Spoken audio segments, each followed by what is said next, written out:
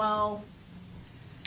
Well, what I said is it would, having a negative decision from the court, which clearly from our opinion we received, there is not a lot of reason for our members to show up for the session. I think we had a great caucus today, and our priorities continue to be the same, and our members are very interested in engaging in a bipartisan way.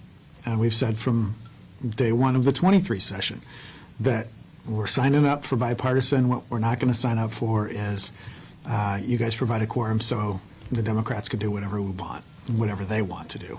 And so we believe that we're on more of a path for a bipartisan session, and we hope that remains that way. So if Measure 113, if Measure 110 is not changed to the standards at which you believe it should be changed, are you saying that the likelihood of walking out is more because of this decision? I think you're going to get a lot of no votes is what you're going to get. What about the potential for a walkout? I mean, you said there's no reason for us to be in session if we're not getting what we're hoping for. Well, so we're not going to agree with Democrats on every policy issue. I think they know that. We know that. But we want to make sure that the policy is right. And if the Democrats want to run out there and pursue a policy that's not going to work, I think that's their problem. And so I don't know that our caucus would walk out just because we're not getting the amendments that we want. But obviously we're trying to have influence in the process and make sure that Oregonians are protected, and we don't think the current version of that, although I would say that all of it I don't think has been released and is very transparent at this point. But from what we've been told of the framework, we still don't think it is going to solve the problem of addiction and crime and safety for Oregon citizens. Are your caucus and Senators Robinson and Boquist, are they truly united on this? Are we going to see all 13 of you here on Monday? So it is my understanding that most everybody will be here, and I don't know anybody who is currently avoiding the process for political reasons. So back to the walkout, I know you guys did it to get your voices heard. This session around, do you feel like it worked and you have now had your voices heard by the majority? And are there more conversations about including you all in certain committees, or what are conversations behind closed doors? Yeah, I just want to go back to how you characterize it. So first of all, it wasn't just about having our voices heard. It was about Democrats actually following the law and following Senate rule. And we certainly made our point on that. And I mean, at points in the 23 session, they said they weren't going to negotiate at all. And that's part of a healthy process, is to negotiate. And we believe that at the end of the 23 session, they finally agreed to negotiate, and they finally agreed to engage. And so from that standpoint, our members and constituent voices behind them were being heard, and we want that to continue, and we're hopeful that it will. So from what I'm hearing, and I just want to check if I'm correct on this, there's not a lot of buy-in from the caucus right now to walk out just based on the policy that's been put forward on Measure 110, but if there are other processes and procedures that feel like the majority is taking over, then you would? Yeah, we're not talking walkout right now in the caucus. We reserve the right to use any tool available to us in this process, but we're not talking about walkouts at this time. So you're feeling like things are somewhat fair right now? You know, the session hasn't even started yet, but the discussions that we're having with the majority party is a lot more productive than it had been in the middle, let's say the middle of the 23 session. Are you getting engaged at all, or considering getting engaged in this federal lawsuit filed by some of your colleagues, or is the matter done as far as you're concerned? Well, I'm not joining the federal lawsuit, but I know some of my colleagues are, and, I wish them well in their journey. It's a long journey at the federal level to wind your way through the courts on this issue. Part of why we pursued the issue the way we did was to try to make sure that we had an impact and a decision before the filing deadline, which we have now. It's not obviously the decision we wanted, but it's certainly we got that decision in a timely manner. And pursuing the federal legal action isn't going to provide any relief for the 24 election cycle. And what message would you like to send to your constituents and constituents of other Republican districts that your caucus represents? Because I know a lot of your constituents supported the lockout and supported your guys' effort in the courts to stop Measure 113. So I just want to give you the opportunity to say anything to your constituents. Well, it's been an honor and a privilege to represent them, and I'll continue to represent them until my term is completed. And people have asked me what I'm going to do, and I have thoroughly enjoyed public service, and that's a question for the future. And so who knows if this is a pause in public service for me and the others, or if it's the end of a road and a new beginning for something else. But I would just say that in this process, you don't get everything you want, but I think to a person, the members of the Senate Republican Caucus would do the walkout again because they were standing on a principle, which is you have to follow the law and you have to follow Senate rule, and all voices should be heard. And we think those principles were worth standing for, and would do it again. Your press release talked about the decision and being a result of a biased court. Is that your opinion? Absolutely. You have 7 liberal judges, and the varying degrees of their, them in their progressive interests, I think are well known. And so I think the idea that anyone should be surprised by their conclusion, most of them were appointed by liberal judges or liberal governors to the court. And I don't think anybody's going to argue with the fact that there are no Republicans on that court, because there aren't, and there are no conservatives either. And so I'm not really surprised by the decision. Let's go to some online people. We have Colby raise his hand first.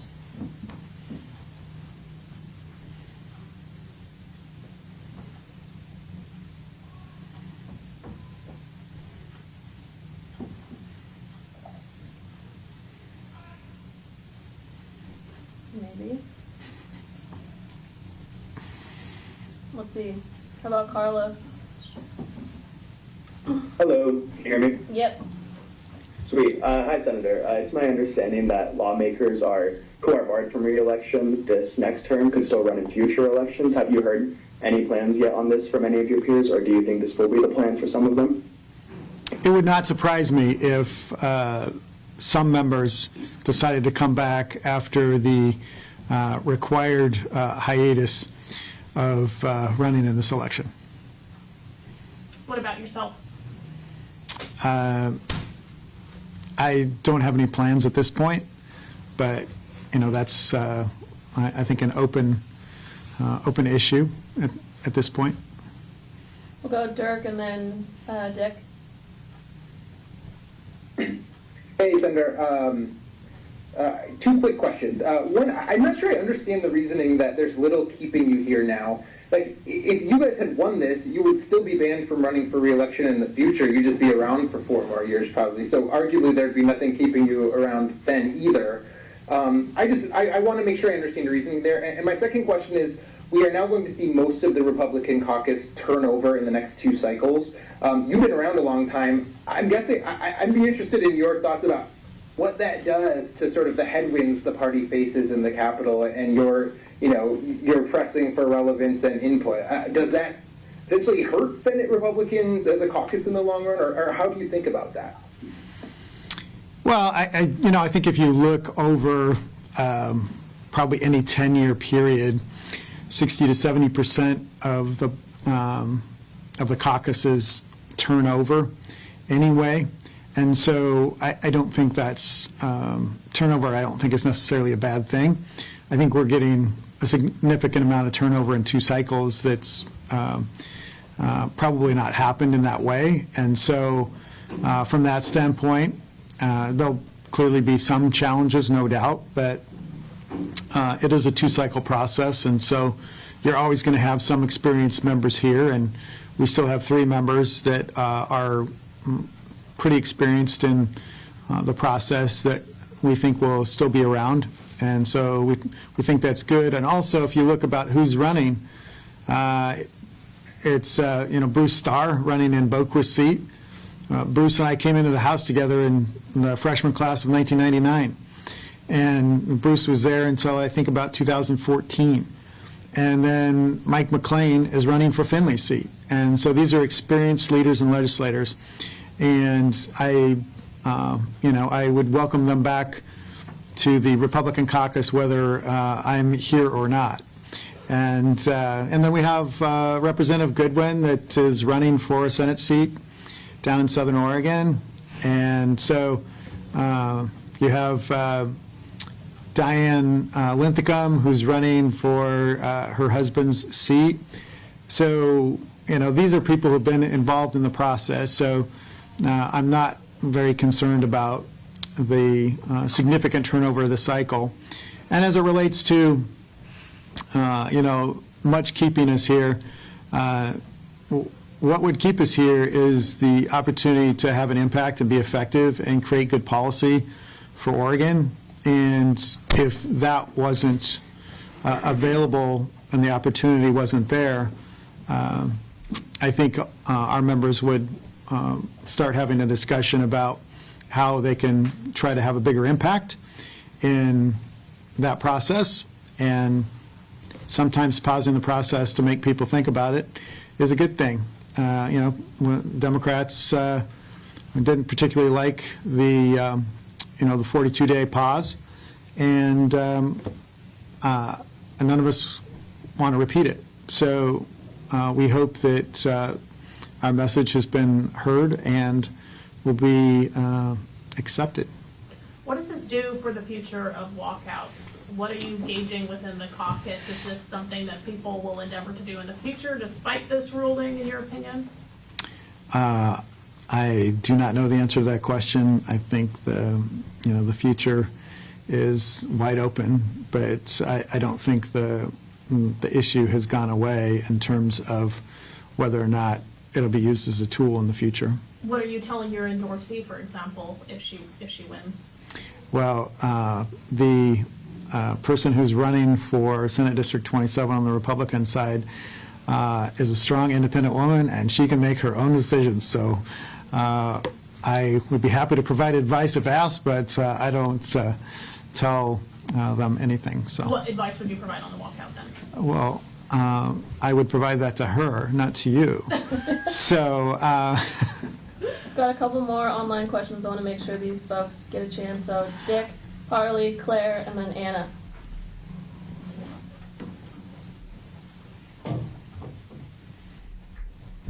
Somebody, anybody. Anybody, any one of those four. Hey, Senator Harley from News Channel 21 in Bend. You're a pretty well-known name here. What's next for you in Central Oregon? Can we expect to see you around town more? Are you going to be doing a lot more with COBA? Will you be, doing stuff for Shannon? Just kind of wondering what, people here in Central Oregon can expect. Yeah, no doubt, Harley, probably all those things. And I don't know what I'll do in terms of public service or community engagement, but I can tell you I've thoroughly enjoyed working in the housing industry for the past 20 years and would love to continue to do that and have an impact. I think, I've told people that there are very few things that provide more satisfaction than being able to put a roof over somebody's head. And, I've been able to work with people who do that and try to provide a pathway for that to happen for the last 20 years, and worked in the affordable housing arena for better over, probably over a decade now, certainly over a decade, almost 15 years, I guess. So, all of those things will continue, but I certainly will have the opportunity to be more involved in community activities and things like that. And so, I have almost a year left of Senate service, and so I will do that to the best of my ability, and will not shy away from trying to have an impact while I'm here and elected. Dick? Thank you. Thank you. Can you hear me okay? Yes. Thank you. Two quick questions. First of all, just to make sure I understand, there is going to be no further appeal on the lawsuit that you and others have brought. Is that correct? Certainly not from me, Dick. But do you know whether others might appeal as opposed to joining the Volquist, et cetera, suit? I don't know. Dick, are you paying for it? They might, if you were, know? Okay. So I don't know the answer to that for sure. Everybody's going to have to make their own decision on it. But to try to jump from the highest court in Oregon to the federal courts on this particular issue, I think would be difficult, expensive, and lengthy. So, but everybody has to answer that for themselves. Thank you. Then my other question is, I know you disagree with the decision, but given the makeup of the court, were you surprised by the decision? And I'm not surprised, but I would say from the questioning during oral arguments, we did not expect a 7-0 decision to go the other way. And so it kind of solidified in our mind that it was very much of a political decision, because the precedent had been plain language, and you didn't get past plain language if the language was unambiguous, which it is. And so the idea that they would bring intent into it now is simply a political decision. So, and it's to just pacify the people who brought the measure, and what they think voters' intent was. And I don't think you can make that determination. I think you have to look at the Constitution and strict language, plain language that exists, and you can never convince me when it says the election after your current term is completed applies to election that takes place before your term is completed. That's just, quite frankly, it's ridiculous. So, yeah, clearly I don't agree with the decision. Thank you. Claire? Claire Rush, AP. Dick just asked my question, but just confirming, Senator Knope, you don't plan to appeal this decision, and to your knowledge, the other senator plaintiffs in this suit also don't plan to appeal this decision? I don't know what others plan to do. I can only speak for myself, and I do not plan to appeal this particular decision. Thank you. And just one follow-up question. Given the ruling in this case, in the future, would you advise Republicans not to rack up 10 or more absences during a potential future walkout? Is that a strategy that you would advise against in the future? No, I wouldn't advise against that in the future, because I think I think legislators need to stand on the principles that they believe in, and if you believe in it enough to make the sacrifice, then you most certainly should. Senator, you were already facing a really challenging re-election if you were going to be able to run, just given redistricting and the changes in your district. Your disqualification makes it an easier race for Democrats. If we end up back here in January with Democrats having that 18th person that they need to pass taxes or pass tax hikes, will you still think this decision was worth it? Well, so I'm not going to predict the future on a hypothetical, because I think we have a great candidate who can win in this race, regardless of the fact of whether or not I can run or not, and clearly I cannot.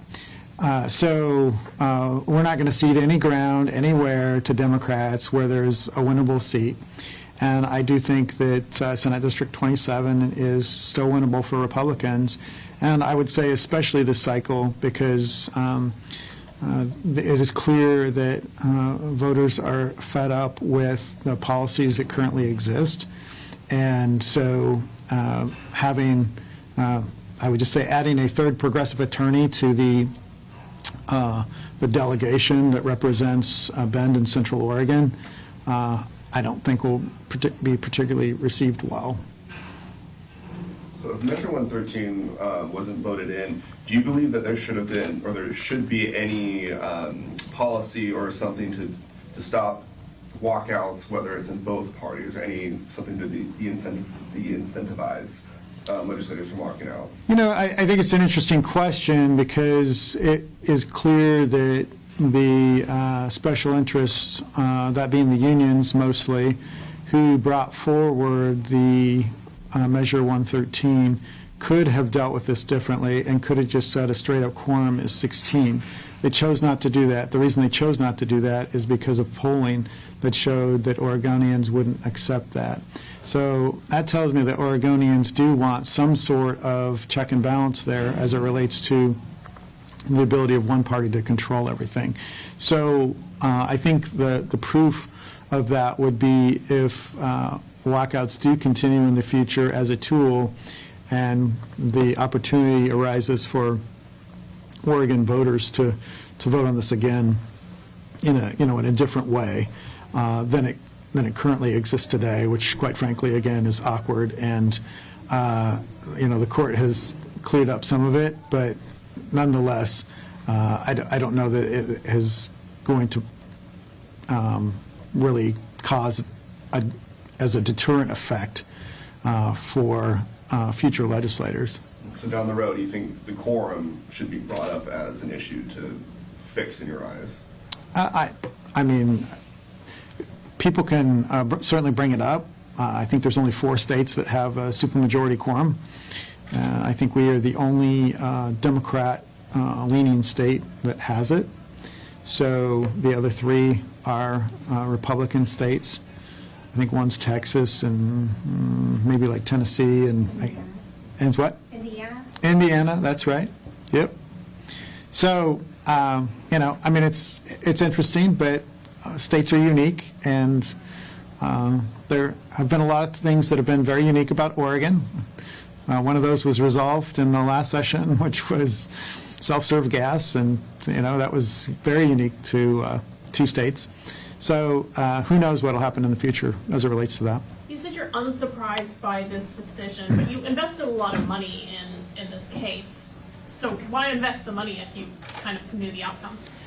Well, I don't know that we knew the outcome, but we're not surprised by it. We thought, especially based on the oral arguments, that justices clearly understood that the language actually meant what it says, and they chose to rule differently. So I think there was a commitment to fight this and take it to the Oregon Supreme Court if we could get there. We did. And, we had our day in court. We obviously lost. And I think, all the legislators would do it again if they had to do it over. Okay, let's do the final questions online, and then we got to wrap it up. Anna or Dirk? Thank you. Senator Anna Kaminsky from the Bulletin. I'm wondering, Shannon Monahan, the Republican candidate you endorsed, her filing hasn't been accepted by the Secretary of State yet. Do you have a backup plan, and how important is a Republican win in Senate District 27? Well, I think a win in Senate District 27 for Republicans is critically important to the makeup of the body. We don't need to add another vote that votes like Portland. We need somebody who will vote for all the constituents of Central Oregon. So adding somebody who will vote with the Portland legislators 99% of the time, I don't think is what voters in Central Oregon would want. And I don't know the details of the filing. So that's a Secretary of State question, I think. And I expect that her filing will be affirmed in the near future, but the Secretary of State would have to give you that information.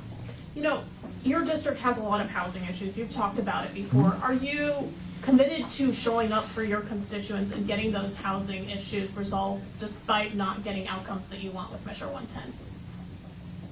Well, as I said, we're not talking about walkouts right now, so I will be here. Dirk, final question.